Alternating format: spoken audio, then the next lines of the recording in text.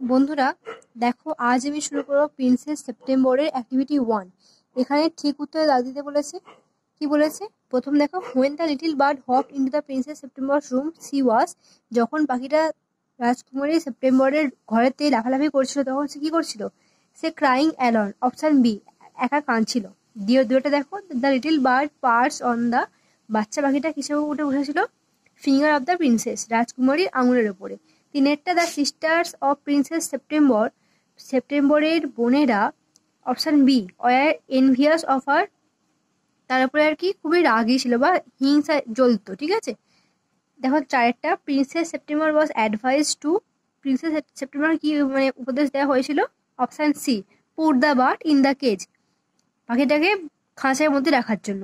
এবার দেখো অ্যাক্টিভিটি 2 এরটা কি বলেছে, যে কোনটার পর কোনটা। ঠিক আছে, অপশন যে দুয়েটা আছে এটা হবে সবথেকে প্রথমে, princess September was crying alone in her room, রাজকুমারী সেপ্টেম্বর তার ঘরেতে কাঁদছিল।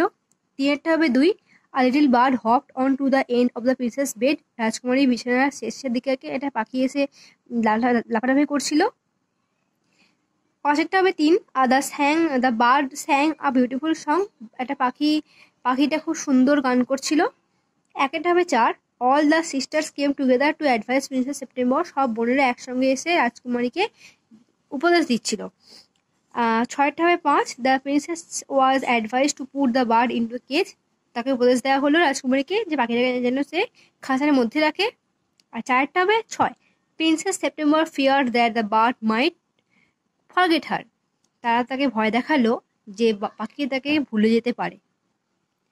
আর দেখো এবার অ্যাক্টিভিটি 3 লাস্টটা কি বলেছে, how do you think princess September spend her days when the bird was away, তোমার কিভাবে মনে হয় বা তোমার কি মনে হয় রাজকুমারী সেপ্টেম্বর কিভাবে তার দিনটা কাটিয়েছিল যখন পাখিটা চলে গেছিল?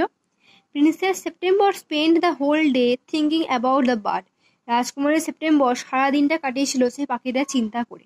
ঠিক আছে।